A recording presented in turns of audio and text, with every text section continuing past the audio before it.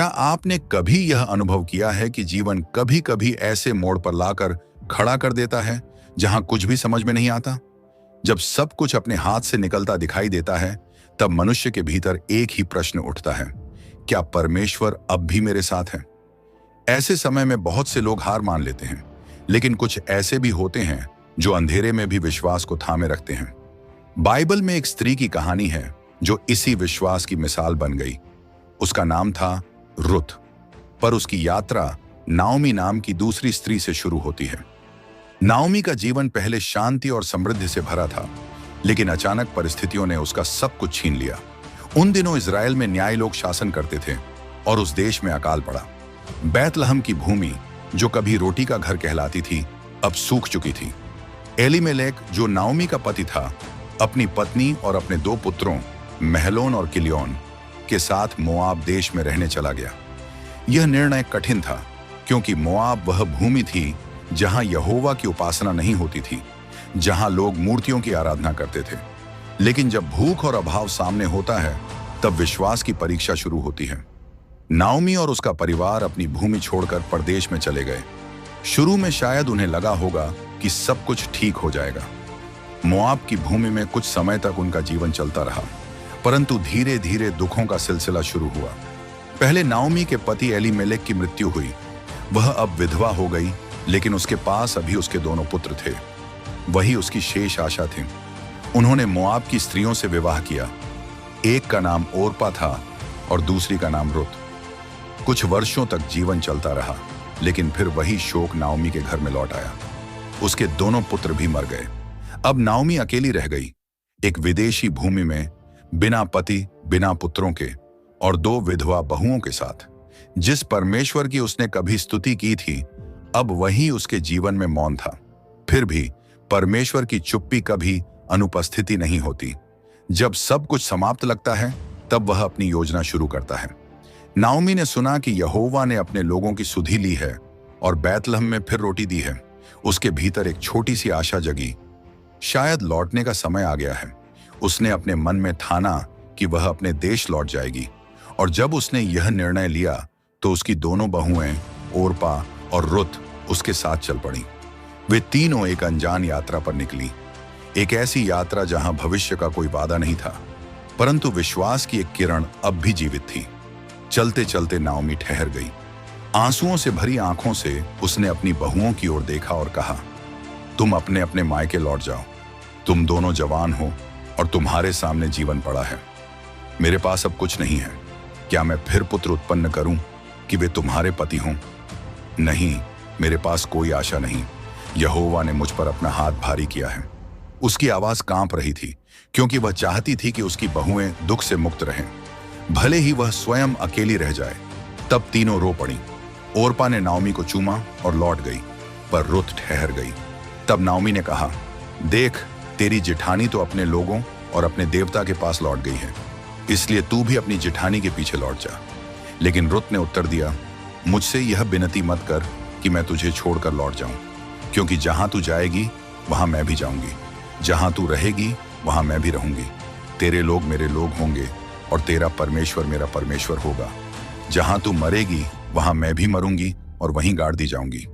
यदि मृत्यु को छोड़कर और किसी कारण मैं तुझसे अलग हूं, तो यहोवा मुझसे वैसा ही वरण उससे भी अधिक करे। यह वचन केवल नाओमी के प्रति प्रेम नहीं था, यह विश्वास की प्रतिज्ञा थी।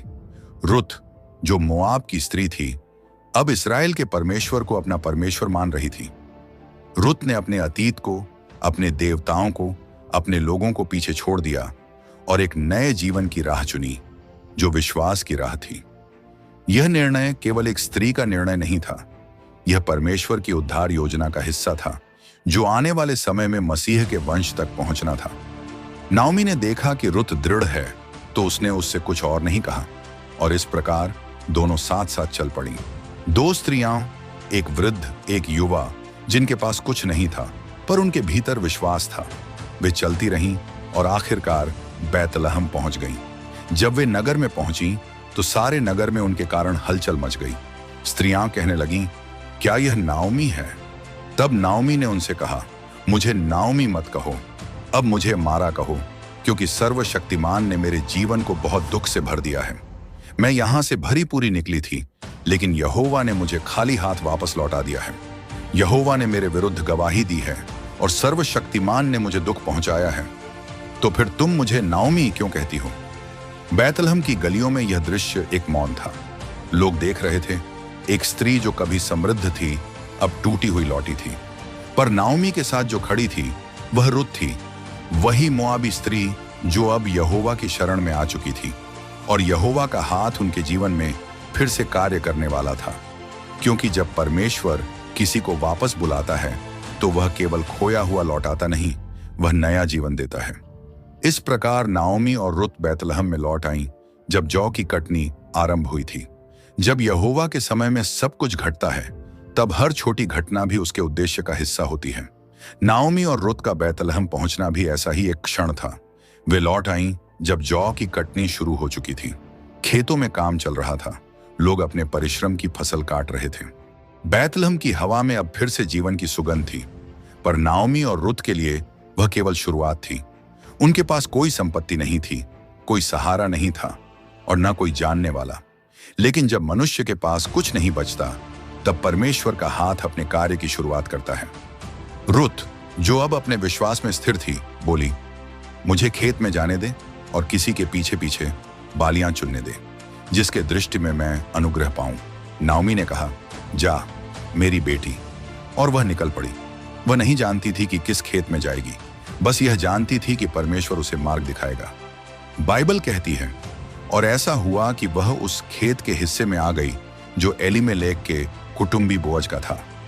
यह कोई संयोग नहीं था, यह परमेश्वर का निर्देशन था। रुत तो बस जीवन की रोटी खोजने निकली थी, पर यहोवा उसे उद्धार की रेखा में लाने वाला था। वह खेत बोअज का था, एक प्रतिष्ठित, धर्मी और दयालु व्यक्ति जो एलीमेलेक के परिवार से था। उस दिन बोअज खेत में आया। उसने वहां काम करने वालों से कहा, यहोवा तुम्हारे साथ रहे। उन्होंने उत्तर दिया, यहोवा तुझे आशीष दे। यही था बोअज का स्वभाव, एक ऐसा व्यक्ति जो परमेश्वर का भय मानता था और दूसरों के प्रति दयालु था। बोअज ने अपने सेवक से पूछा, यह किसकी युवती है? और सेवक ने उत्तर दिया, यह मोआबिन युवती है जो नाओमी के साथ मोआब देश से लौटी है। तब बोअज ने रुत से कहा, हे मेरी बेटी, क्या तू नहीं सुनती? तू किसी दूसरे खेत में बालियां चुनने मत जा और यहां से मत हटना। मेरी दासियों के पास ही रहना, और जब तुम्हें प्यास लगे तो उन पात्रों से पीना जो मेरे सेवक भरते हैं। बोअज की यह बात रुत के लिए किसी आशीष से कम नहीं थी। वह विदेशी थी, निर्धन थी और किसी की अधिकारिणी नहीं थी, पर परमेश्वर का अनुग्रह जाति, स्थिति और पहचान से नहीं रुकता। रुत भूमि पर मुंह के बल गिरी और बोली, मैं तो विदेशी हूं, फिर भी मैंने तेरी दृष्टि में क्यों अनुग्रह पाया कि तू मेरी सुधि लेता है? बोअज ने उत्तर दिया, जो कुछ तूने अपने पति की मृत्यु के बाद अपनी सास के लिए किया है, वह सब मुझे बताया गया है कि तूने अपने माता पिता और अपने जन्म स्थान को छोड़कर उन लोगों के पास आ गई है जिन्हें तू पहले नहीं जानती थी। यहोवा तेरा प्रतिफल दे और इस्राएल के परमेश्वर यहोवा की ओर से तुझे पूरा फल मिले, जिसके पंखों के नीचे तू शरण लेने आई है। यह वचन केवल धन्यवाद का नहीं था, यह भविष्यवाणी के समान था। बोअज ने वही सत्य बोला जो परमेश्वर ने उसके जीवन में रखा था। वह नहीं जानता था कि यह वही स्त्री है जिसके द्वारा परमेश्वर आगे चलकर दाऊद का वंश स्थापित करेगा। पर वह यह जानता था कि जो व्यक्ति यहोवा की शरण में आता है, वह कभी खाली नहीं लौटता। रुत ने विनम्रता से कहा, हे मेरे प्रभु, तेरे अनुग्रह की दृष्टि मुझ पर बनी रहे, क्योंकि यद्यपि मैं तेरी दासियों में से किसी के भी बराबर नहीं हूं, तो भी तूने अपनी दासी के मन में बैठने वाली बातें कहकर मुझे शांति दी है। इस विनम्रता में ही रुत की सच्ची महानता थी। उसने कोई अधिकार नहीं मांगा, केवल अनुग्रह को स्वीकार किया। जब भोजन का समय आया, बोअज ने रुत को बुलाया। उसने कहा, यहाँ आ और रोटी खा और अपने टुकड़े को सिरके में डुबा। रुत बैठी और बोअज ने उसके लिए भूना हुआ अनाज रखा। वह खाकर तृप्त हुई और कुछ बचा भी लिया। जब वह फिर बालियां चुनने उठी, तो बोअज ने अपने नौजवानों को आज्ञा दी, उसे बालियां चुनने दो और उसे मत रोकना, बल्कि फूलों में से भी कुछ उसके लिए गिरा देना कि वह चुन ले। यहोवा की कृपा जब किसी पर होती है, तो वह हर दिशा से उसे घेरे रहती है। जो पहले अनाज के टुकड़े मांग रही थी, अब उसके लिए फसल के बंडल गिराए जा रहे थे। उसी दिन रुत ने बहुत बालियां चुन ली। उसने लगभग एक एपा जौ उठाया और जब वह शाम को घर लौटी तो नाओमी ने देखा कि वह कितना लेकर आई है। रुत ने वह भी बताया कि वह किस व्यक्ति के खेत में काम कर रही थी। नाओमी का चेहरा बदल गया। उसने कहा, वह यहोवा धन्य है जिसने अपने जीवितों और मरे हुओं पर अपनी करुणा नहीं छोड़ी। और फिर बोली, वह व्यक्ति हमारे संबंधियों में से है, हमारे छुड़ाने वालों में से एक है। नाओमी, जो पहले मारा कहलाना चाहती थी, अब अपने हृदय में परमेश्वर की कृपा की ध्वनि सुनने लगी। जो स्त्री खाली लौटी थी, अब उसी के घर में आशीष की शुरुआत हो रही थी। रुत बोअज की दासियों के संग खेतों में बालियां चुनती रही। वह न तो किसी और खेत में गई, न किसी और मार्ग पर। उसने उसी अनुग्रह में ठहरना सीखा जो यहोवा ने उसके सामने रखा था, और इसी में उसके जीवन की अगली कहानी शुरू हुई, क्योंकि वही खेत आगे चलकर उसका जीवन बनने वाला था। नाओमी अब जान चुकी थी कि यह सब केवल संयोग नहीं था। वह देख रही थी कि परमेश्वर ने इस विदेशी स्त्री को, जिसने यहोवा को अपना परमेश्वर कहा था, अब सचमुच अपने अनुग्रह में शामिल कर लिया है। बैतलहम की उस भूमि में अब दो विधवाओं का जीवन फिर से आकार ले रहा था। उनके पास न धन था न शक्ति, पर विश्वास था, और वही विश्वास आने वाले दिनों में उद्धार की गवाही बनने वाला था। इस तरह रूत बोअज के खेतों में काम करती रही। जौ की कटनी से लेकर गेहूं की कटनी तक वह वहीं जाती रही और नाओमी के साथ रहती थी। यह यात्रा अब केवल जीविका की नहीं थी, बल्कि परमेश्वर की योजना के पूर्ण होने की थी। वह योजना जो आने वाले समय में इजराइल के राजा दाऊद और अंततः संसार के उद्धारकर्ता मसीह तक पहुंचेगी। कभी कभी परमेश्वर की कार्यवाही बहुत साधारण लगती है। एक स्त्री का खेत में जाना, एक व्यक्ति की दया, एक कटनी का मौसम, पर इन्हीं साधारण क्षणों में वह अपनी अनंत योजना बुनता है। रुत की कहानी हमें यही सिखाती है कि जब हम विश्वास में स्थिर रहते हैं तो यहोवा हमारे छोटे कदमों को भी अपनी महान दिशा में ले जाता है। बोअज के खेत में रुत के लिए जो अनुग्रह खुला था, वह केवल किसी दिन की दया नहीं थी, वह यहोवा का मार्ग था जो धीरे धीरे नाओमी और रुत के जीवन में प्रकट हो रहा था। दिन बीतते गए, कटनी समाप्त होने को आई और बैतलहम की वह सुनहरी भूमि अब शांत होने लगी थी। खेतों में काम की आवाजें धीरे धीरे कम हो रही थीं और हवा में एक ठंडी गंध थी, जैसे किसी नए मौसम का संकेत। नाओमी यह सब देख रही थी। अब उसकी आंखों में दुख की जगह समझ आ गई थी। वह समझ रही थी कि परमेश्वर केवल रोटी वापस देने के लिए उन्हें नहीं लाया था, वह उन्हें एक नई दिशा में ले जा रहा था। नाओमी ने रुत की ओर देखा। इस युवती ने उसके साथ वह निष्ठा दिखाई थी जो किसी भी मनुष्य के बस की बात नहीं थी। रुत ने अपने अतीत को छोड़ दिया था, उसने अपने भविष्य को खुला रखा था और उसने यहोवा को अपना परमेश्वर स्वीकार किया था। और अब नाओमी जानती थी कि उसके लिए यहोवा ने और भी बड़ी योजना रखी है। एक दिन नाओमी ने शांति से रुत को बुलाया और उससे कहा, हे मेरी बेटी, क्या मैं तेरे लिए विश्राम स्थान न ढूंढूं कि तेरा भला हो? यह किसी मां की आवाज थी जो अपनी पुत्री के लिए सुरक्षा, सम्मान और भविष्य चाहती है। नाओमी अब अपने अंधकार से बाहर आ चुकी थी। वह फिर से जीवन को देख पा रही थी क्योंकि परमेश्वर ने फिर से उसकी आशा को जगाया था। नाओमी ने कहा, क्या बोअज हमारा संबंधी नहीं है? उसके दासियों के संग तू रही है। देख, आज रात वह खलिहान में जौ को झाड़ेगा, इसलिए अपना श्रृंगार कर और अपने आप को अभिषेक कर और अपने वस्त्र पहनकर खलिहान में जा। परंतु जब तक वह खा पी कर न लेटे, तब तक अपने आप को उसे मत दिखाना। फिर जब वह लेट जाए, तब उसके पांवों के पास जाकर लेटना और वह तुझे बताएगा कि तुझे क्या करना है। नाओमी ने यह सलाह किसी धोखे से नहीं दी। यह इस्राएल की संस्कृति और व्यवस्था के अनुसार छुड़ाने वाले का मार्ग था। वह व्यवस्था जो यहोवा ने अपने लोगों के लिए बनाई थी ताकि उसके लोग अनाथ न रहें और उनके वंश का नाम न कटे। नाओमी के शब्दों में विश्वास था, व्यवस्था थी और उद्देश्य था। रुत ने बड़ी नम्रता से उत्तर दिया, जो कुछ तू मुझसे कहे मैं वही करूंगी। रात का समय था, खलिहान शांत था। किसान अपना परिश्रम पूरा कर भोजन करके सोने लगे थे। बोअज भी प्रसन्न मन से लेट गया था क्योंकि उसने दिन भर का काम किया था और परमेश्वर की आशीष देखी थी। रुत धीरे से खलिहान के पास पहुंची। उसने वही किया जैसा नाओमी ने कहा था। बोअज के पांवों के पास जाकर वह शांति से लेट गई। वहां कोई आवाज नहीं थी, न कोई जल्दबाजी, न कोई दिखावा। आधी रात को बोअज चौंका और मुड़ा और उसने देखा एक स्त्री उसके पांवों के पास पड़ी है। बोअज ने पूछा, तू कौन है? और रुत ने उत्तर दिया, मैं तेरी दासी रुत हूं, इसलिए तू अपनी दासी के ऊपर अपनी चादर फैला दे, क्योंकि तू छुड़ाने वालों में से है। ये कोई साधारण शब्द नहीं थे। इस्राएल की प्रथा में चादर फैलाना संरक्षण, सुरक्षा, विवाह और वंश को बनाए रखने का चिन्ह था। रुत किसी लालसा या स्वार्थ के लिए नहीं आई थी, वह व्यवस्था और विश्वास में आई थी। बोअज ने उत्तर दिया, हे मेरी बेटी, यहोवा तुझे आशीष दे, क्योंकि तूने पहली भलाई से भी यह दूसरी भलाई बढ़कर की है कि तू जवान पुरुषों के पीछे, चाहे वे निर्धन हों चाहे धनी, नहीं भागी। अब हे मेरी बेटी, मत डर, जो कुछ तू कहती है वह मैं तेरे लिए करूंगा, क्योंकि मेरे नगर के सब लोग जानते हैं कि तू एक भली स्त्री है।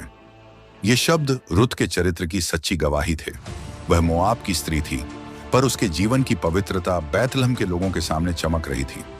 बोअज ने आगे कहा कि एक और निकट संबंधी है जो पहले अधिकार रखता है, पर वह सुबह होते ही इस मामले को न्याय और व्यवस्था के अनुसार निपटाएगा। बोअज ने उसे सुरक्षा देने के लिए कहा कि वह सुबह होने तक वहीं रहे। सुबह जब प्रकाश थोड़ा हुआ और कोई पहचान न सके, तो बोअज ने रुत को विदा किया, पर खाली नहीं भेजा। उसने उसे 6 नपुए जौ नाप कर दिया और कहा कि वह इसे नाओमी के लिए ले जाए।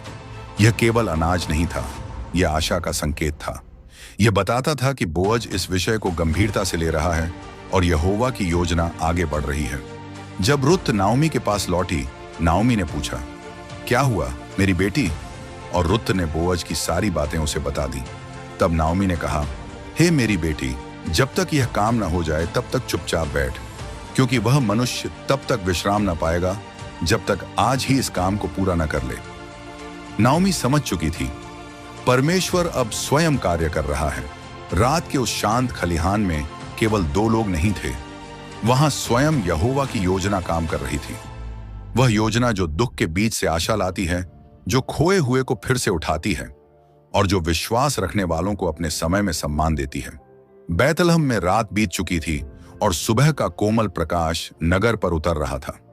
पिछले दिनों की घटनाएं, रुत का बोअज के पांवों के पास जाकर लेटना, बोअज का उसे रक्षा और प्रतिज्ञा देना, और नाओमी का यह विश्वास व्यक्त करना कि वह दिन ढलने से पहले इस काम को पूरा करेगा, ये सब बातें अब उस नए दिन की शांति में गहरे अर्थ लेकर खड़ी थी। बोअज कोई उतावला मनुष्य नहीं था, वह धर्मी था और जो वह बोलता था उसे पूरा करने में देर नहीं करता था।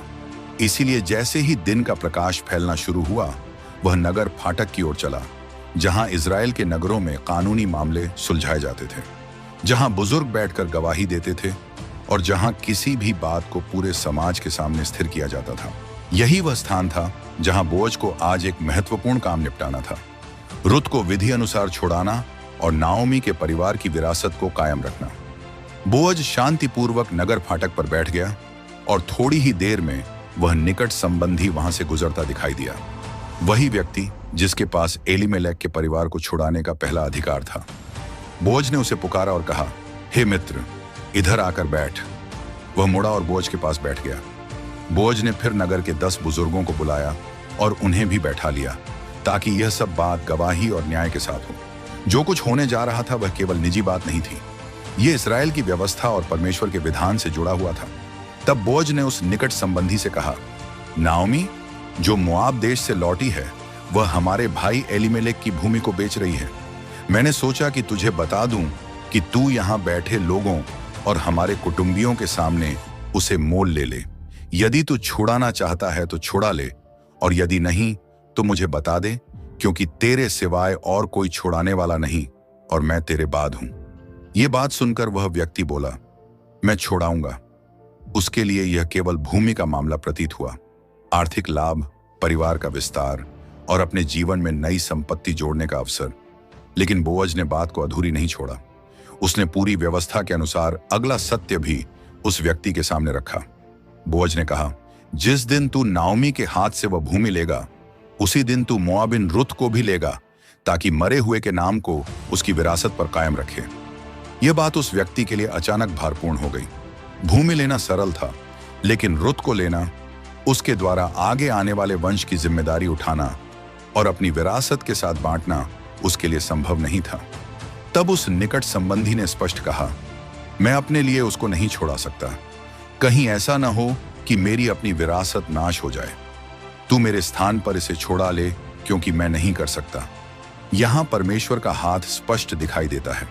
जो पहला अधिकार रखता था वह पीछे हट गया और अब बोअज पर द्वार खुल गया, क्योंकि वही परमेश्वर की योजना था।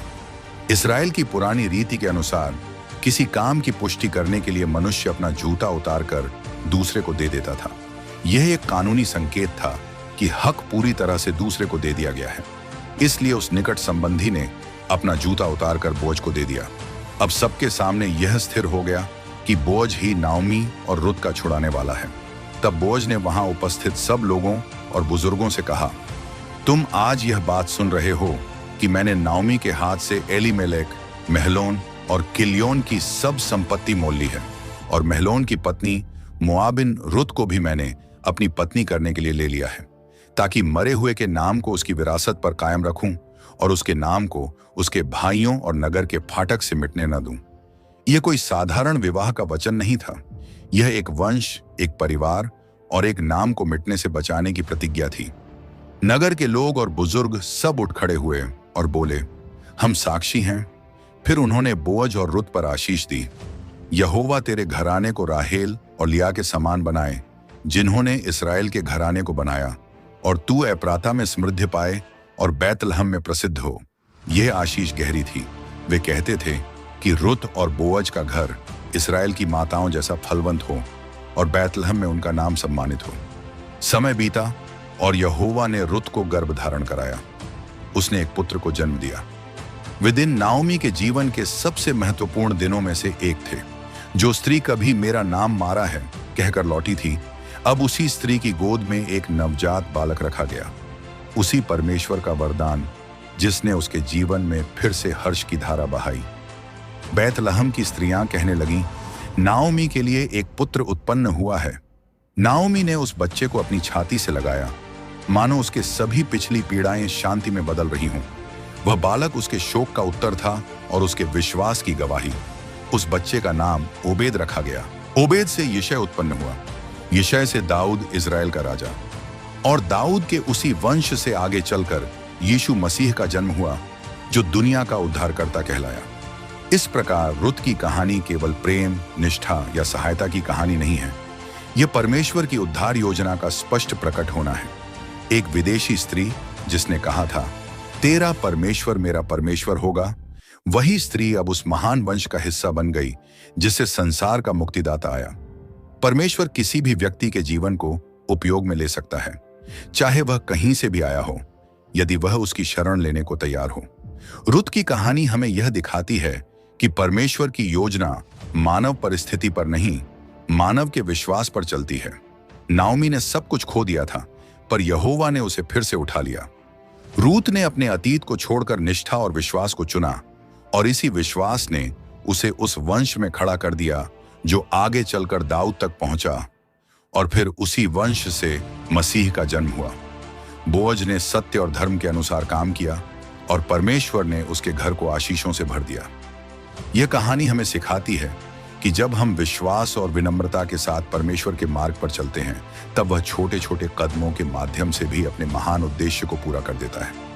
रुत का जीवन यह प्रमाण है कि यहोवा उन लोगों को कभी नहीं भूलता जो उसके पंखों के नीचे शरण लेते हैं। अगर यह वीडियो आपको अच्छी लगी हो तो इसे अपने परिवार और दोस्तों के साथ जरूर शेयर करें, और हमारे चैनल बाइबल ट्यूब को सब्सक्राइब करना ना भूलें, ताकि आप ऐसे ही और आत्मिक संदेश पा सकें। परमेश्वर आपको और आपके पूरे परिवार को अपनी भरपूर आशीषों से भर दें। जय मसीह की।